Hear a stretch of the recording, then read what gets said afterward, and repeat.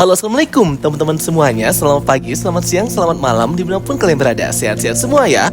Well guys, di video kali ini kita akan ngebahas tentang teori-teori dan penjelasan ending dari film Siksa Kubur yang banyak membuat orang bingung ya. Sampai diskusi tidak berujung tentang teori, ending, dan sebenarnya apa yang terjadi di film Siksa Kubur. Ini videonya spoiler alert. Aku dedikasikan khusus yang sudah nonton dan masih bingung penjelasan tentang filmnya ini seperti apa ya. Jadi bagi kalian yang belum nonton filmnya, aku saranin nonton dulu. Ini filmnya bagus banget ya, film Siksa Kubur. Rating dari Jokastoy 9 out of 10. Cocok bagi kalian penyuka film genre horror, thriller, dan psikologis ya. Aku udah spoiler warning di awal dulu. Oke, for your information, film Siksa Kubur by Joko Anwar ini terinspirasi dari short movie atau film pendek yang dibuat oleh Bang Joko Anwar beberapa tahun silam dengan judul yang sama, Siksa Kubur. Ada di YouTube ya, menampilkan seorang anak laki-laki yang melihat prosesi siksa kubur itu sendiri. Berdasarkan teori yang beredar, kaset yang berisi rekaman siksa kubur yang menjadi inti permasalahan di film ini itu berasal dari siksa kubur yang ini. Jadi kita bahas dulu tentang endingnya ya, baru nanti keseluruhan cerita. Jadi endingnya ini seperti apa? Banyak orang yang berpikir endingnya ini Sita dan Adil itu sebenarnya sudah meninggal atau sudah mati ya teman-teman. Yap, mereka sudah meninggal dan sudah mati walaupun gak secara langsung terlihat di filmnya. Ditandai dengan mereka berdua yang langsung ditanyai oleh suara malaikat Manrobuka itu ya teman-teman, kalau kalian perhatikan di akhir scene-nya. Well, sebenarnya kematian Sita dan Adil ini sudah terjadi dari awal pembuktian tentang siksa kubur ketika mereka menguburkan jasadnya Pak Wahyu itu guys. Lah kok bisa? Kan di film gak dilihatkan. Memang gak dilihatkan guys. Itulah betapa briliannya Bang Joko Anwar. Jadi semuanya itu tersirat ke foreshadowing, Easter egg, detail yang harus kita perhatikan, bahkan ada yang nonton 2 kali. Oke, bagaimana Sita dan Adil ini bisa meninggal dan hampir setengah hingga ending keseluruhan cerita itu hanyalah halusinasi, kilasan memorinya Sita dan Adil. Well, ketika Sita itu masuk ke dalam kuburan, kita lihat ya bahwa Sita berkata, tolong jaga di luar ya, kepada si Adil ini. Jaga-jaga, dia mau keluar takut kehabisan oksigen. Nah di sini nih kata kuncinya guys. Yap, ketika malam tiba si Adil ini kan menunggu Sita di luar yang sedang dikubur hidup-hidup itu. Nah ada ular yang lewat kan. Terlihat di scene ini bahwa ularnya lewat begitu saja. Tapi sebenarnya yang terjadi, ular ini mematok si Adil 2 kali di bagian mata dan lehernya. Terlihat di ending ketika Adil membuka kuburan, mata dia bengkak dan lehernya bengkak. Kenapa ular ini mematok si Adil ini atau menggigit Adil? Karena Adil berusaha menghentikan ular itu untuk masuk ke kuburannya Pak Wahyu karena di dalamnya ada si Sita. Kondisi juga sedang gelap di situ ya, di TPU itu. Bahkan ularnya berwarna hitam, jadi dia mungkin agak nggak bisa ngelihat. Malah dia yang kena patok di leher dan bagian matanya. Nah itu membuat si Adil ini pun langsung mati seketika. Sita pun yang berusaha keluar dari kuburannya Pak Wahyu itu ketika dikubur hidup-hidup pun dia bingung kenapa si Adil ini nggak ngerespon. Akhirnya ia meninggal si Sita ini kehabisan oksigen. Nah jadi itu ya kata kunci. Dan ini terjadi di menit awal. Jadi sehingga apa yang terjadi sampai ending itu hanyalah halusinasi aja. Ketika scene dibuka makamnya Sita ini dan Adil menarik keluar Sita, itu sudah meninggal sebenarnya mereka berdua ini dan sedang menuju ke alam barzah atau alam kubur. Sehingga apa yang terjadi setelahnya, seperti Sita yang masuk TV klarifikasi tentang siksa kubur dari rekaman itu, kemudian huru-hara kekacauan dan pembunuhan di panti jompo, Adit yang dikejar-kejar oleh mayat, kekacauan dunia setelah mengetahui siksa kubur itu ternyata nyata, dan semua hal yang di luar Nurul terjadi hingga si Sita ini seperti masuk ya ke sebuah terowongan masa kecilnya dulu yang dekat pesantrennya itu semua adalah proses perjalanan hidup Sita menuju alam barzah atau alam kubur siksa kubur itu. Jadi diperlihatkanlah hasrat terbesar Sita ini apa, dia mau ngapain. Dia ingin membuktikan bahwa siksa kubur itu tidak nyata, kepercayaannya terhadap agama sudah luntur, padahal dalam agama Islam siksa kubur itu nyata ya teman-teman, dan itu sebagai pengingat kita untuk menghindari dosa-dosa dan hal-hal yang dilarang. Ini khusus untuk si Sitanya. Dan ada di salah satu adegan ketika mereka mencoba memanggil arwah gitu ya teman-teman. Nah dimasukin nih Easter egg oleh Bang Joko Anwar bahwa sebenarnya ini sudah halusinasi karena ternyata arwahnya si Adil itu yang masuk ke sana ya guys. Sita pun bingung menghubungi Adil apakah dia baik-baik saja, ternyata baik-baik saja, padahal itu yap hanyalah halusinasi halusinasi. Ini point of view dari Sita. Nah, kalau point of view dari si Adil tadi kan kita lihat bahwa dia dipatok ular gitu ya teman-teman. Dan terlihat bahwa si Adil ini masih menjadi pemandi jenazah. Dan bahkan di mayat terakhir yang ia mandikan itu dia kayak dikejar-kejar oleh mayat tersebut. Kita tahu bahwa si Adil ini adalah korban pelecehan oleh Pak Wahyu yang membuat orientasi dia berubah. Jadi dia kayak suka dengan mayat laki-laki gitu ya guys. Dan suka melakukan hal-hal yang tidak senonoh terhadap mayat laki-laki gitu. Kalian lihat kan adegan scene dia muntah-muntah itu ya, karena dia disgusting atau jijik sendiri dengan apa yang ia lakukan gitu ya, spontan gitu guys. Dan ini juga terlihat di detail ketika di terowongan diperlihatkan tangan Adil itu penuh lendir ya. Kalian tau lah itu lendir apa. Jadi sebenarnya film ini tuh kayak sakit gitu loh guys, menurut aku ya. Sangat sakit sekali. Traumatis anak-anak, kehilangan kedua orang tua, pesantren yang tidak mendukung mereka, bahkan mendiskriminasi si Sita itu ya, dengan cara menghukumnya dengan beda jilbab, Adil yang terkena pelecehan di pesantren. Jadi banyak banget isu-isu sosial yang dibawa juga di film ini oleh Bang Joko Anwar. Keren sih ya. Itu teori dari Jokasto ya. Kalau kalian punya pendapat sendiri, monggo komen di kolom komentar. Semoga sedikitnya bisa membantu menerangkan bagi teman-teman yang bingung nih setelah selesai nonton film Siksa Kubur nih, film apa ini? Terus sampai kayak malah nggak suka dengan filmnya. Semoga malah tambah suka sama filmnya setelah tahu sebenarnya ini yang terjadi. Dan kemudian aku mau menambahkan mengenai tentang bom bunuh diri yang dilakukan oleh orang stranger di awal gitu ya, setelah dia mendengar rekaman Siksa Kubur. Kenapa harus keluarga Sita yang seorang toko bakery itu, dan kenapa harus bom toko di sebelahnya? Well, ada yang berpendapat bahwa memang ini adalah cara untuk menghindari siksa kubur dengan cara syiar atau istilahnya syahid gitu ya, atau bom bunuh diri untuk ngebom tempat kafir atau non muslim. Kita tahu bahwa toko bakery atau toko roti yang buka di sebelah tokonya si Sita itu adalah produk dari Amerika Serikat. Kita tahu bahwa itu adalah produk Amerika, orang-orang Amerika itu non muslim dan kafir, sehingga mungkin salah satu jihadnya orang stranger yang bom bunuh diri itu ialah mengebom tempat orang kafir agar terhindar dari siksa kubur. Kemungkinan kayak gitu. Karena banyak pertanyaannya, kenapa ini orang tiba-tiba datang gitu ya, bom gitu. Kemudian banyak juga pertanyaan tentang si Ismail atau anak kecil yang dibahas sepanjang film ini. Kok malah muncul di kilasan balik memorinya si Sita? Oke, Ismail ini di film merupakan korban pelecehan juga oleh Pak Wahyu, namun ia ini meninggal atau mati gitu ya, kabur ke terowongan hingga tidak ditemukan. Kenapa si Ismail ini arwahnya masih tetap ya masuk ke dalam memori Sita dan juga Adil? Karena pada waktu itu ketika mereka masih kecil, Sita dan Adil ini pertama kali yang mereka temui ialah roh itu.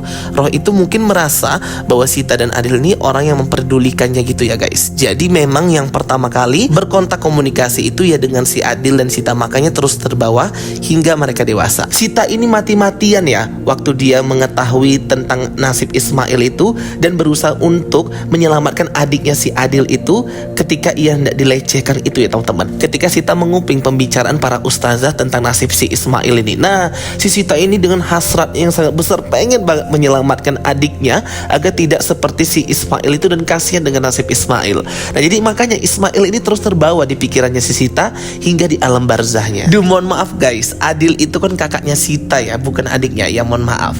Apalagi scene ketika Sita ini mengeluarkan uang 50.000 ya, saking dia pengen banget menyelamatkan kakaknya si Adil itu agar tidak bernasib sama dengan si Ismail. Nah, jadi bagi kalian yang masih penasaran dan bingung kenapa Ismail ini masih terbawa-bawa terus ke pikiran ingatannya si Sita ya, karena adegan itu ya guys. Puncak dari film Siksa Kubur ini adalah terakhir ya, ketika Sita itu akhirnya mengetahui siksa kubur itu seperti apa dan bagaimana mengerikannya Pak Wahyu itu di siksa kubur. Yap, jelas Sita bisa melihat siksa kubur itu karena ia juga sudah meninggal atau sudah mati ya teman-teman. Karena untuk mengetahui dan experience langsung siksa kubur kita harus meninggal dulu kalau menurut di film ini. Dan itulah si Sita akhirnya dia sadar ya bahwa itu nyata. Dia pun mau bertaubat tapi ternyata sudah terlambat, dia udah meninggal dan ternyata siksa kubur itu nyata. Taunya dia diselamatkan oleh si Adil ini yang sudah dipatok itu ya.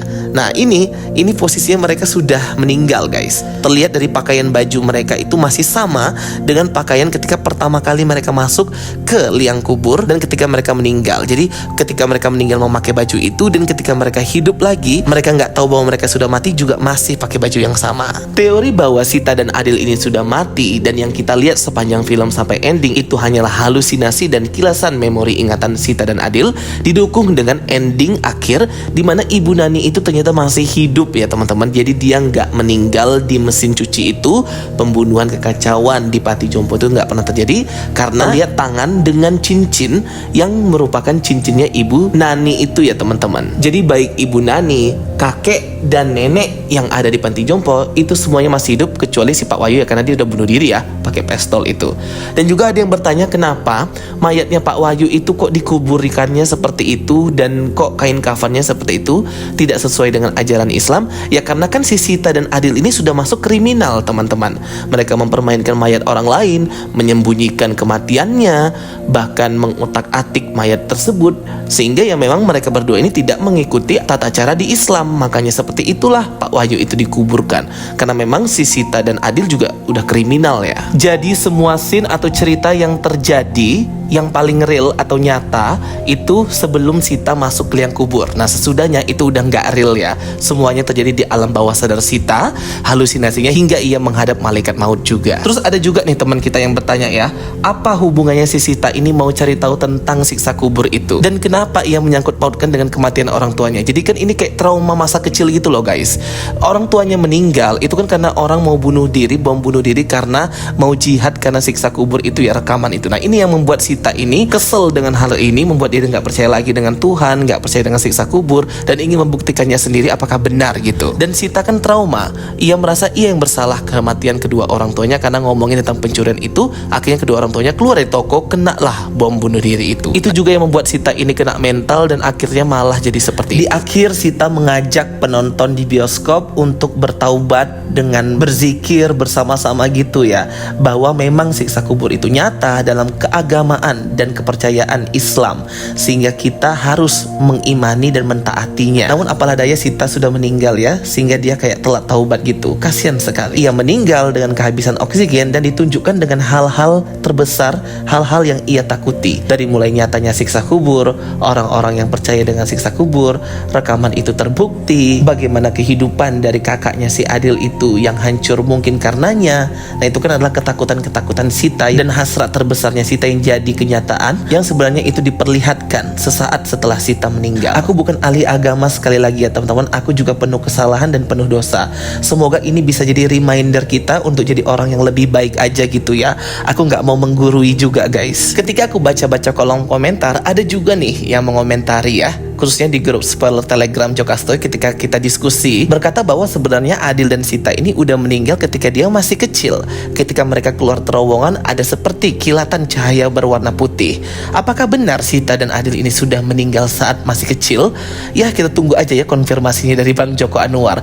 Tapi kalau menurut pendapat aku kayaknya enggak ya teman-teman, karena terlalu jauh tuh kalau misalnya mereka meninggal waktu kecil. Karena kan kejadian-kejadian ketika mereka sudah dewasa itu kan benar adanya, seperti matinya Pak Wahyu, Sita yang menjadi perawat lansia, serta Adil yang menjadi pemandi jenazah. Tapi teori ini juga bisa benar sih ya teman-teman, karena mungkin aja memang benar si Adil atau Sita ini sudah meninggal ketika masih kecil, tetapi diperlihatkanlah kalau mereka misal selamat, ini loh masa depan mereka, sehingga mungkin karena nggak tega masa depannya seperti itu, sehingga dicabutlah nyawa mereka ketika mereka masih kecil, ketika mereka masih suci. Atau mungkin seperti itu juga ya. Aduh aku nggak tahu ya guys, banyak banget diskusi dan banyak juga teori. Nggak apa-apa, itu tergantung pemahaman dan penafsiran masing-masing, karena film genre seperti ini tidak ada kesimpulan di akhir. Semuanya ending, keseluruhan, conclusion dari semua cerita, penafsirannya dikembalikan lagi ke penonton, masing-masing punya pendapat. Karena agak aneh ya, mereka berdua ini kan yatim piatu gitu loh.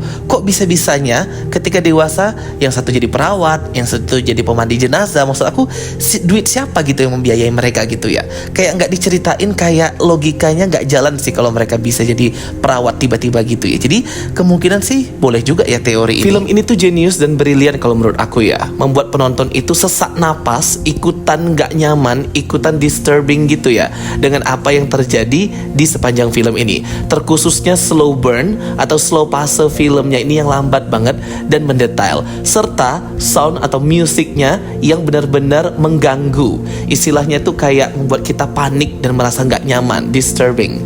Nah kali ini aku bener ya pengucapannya, mohon maaf kemarin aku pengucapan disturbingnya salah. Brilian banget ini ya yang membuat atau komposer musik ya, good job, keren banget, benar-benar membuat penonton ketakutan juga. Well, mungkin masih banyak detail Easter egg yang aku lewatkan dari penjelasan aku. Tapi setidaknya mungkin bisa mengobati rasa penasaran dan ketidaktahuan kalian tentang apa sih ini filmnya, endingnya kok kayak gini, bingung. Nah, semoga bisa membantu ya teman-teman. Dan satu lagi aku mau mengucapkan kepada Bang Joko Anwar ya, dari Jokastoy sebagai penikmat filmnya, dari Pengabdi Setan, Pintu Terlarang, Perempuan Tanah Jahanam dan semuanya. Terima kasih banget untuk Bang Joko Anwar. Terima kasih banget sudah memberikan film horor Indonesia dengan kualitas bak internasional ini ya teman-teman. Genre thriller horor psikologi yang menurut aku terbaik dan merupakan genre yang pertama kali diperkenalkan di Indonesia. Ya aku tahu sih masyarakat Indonesia kayaknya belum siap dengan genre seperti ini, karena masih banyak yang ngebully filmnya, masih banyak yang malah menjelekkan, menghina juga filmnya. Ya, it's okay, no problem. Gak semua orang suka dengan genre film seperti ini, trailer psikologi horor dan slow pace atau pasenya yang lambat karena mendetail. Gak apa-apa, it's okay. Tapi ini tuh kayak next step of horror movie Indonesia dengan cara kreativitas film horor di luar Nurul gitu ya. Jadi film horor tuh gak tentang agama lagi, sholat lagi, agama lagi, sholat lagi yang kemarin diboykot ya, dilarang tayang ya itu ya, si kiblat itu ya teman-teman. Semoga bisa belajar. Terima kasih untuk Bang Joko Anwar sudah memulai tren ini dan menjadi trendsetter juga. Pokoknya keren banget sih, berkualitas banget ya. Semua scene, semua adegan, semua detail itu ada maknanya. Mohon maaf mungkin aku belum bisa full dan belum bisa detail banget dalam nge-breakdown ini. Semoga aja nanti di akhir kalau udah rilis digital bisa kita diskusikan lagi ya. Dan juga bisa dapat hidden Easter egg tersembunyi dari Bang Joko Anwar langsung. Oke guys, thank you for watching my videos. Don't forget to like and subscribe. Ketemu lagi di video berikutnya. Sampai jumpa and bye-bye. Kalau masih ada pertanyaan, diskusi, komen di kolom komentar.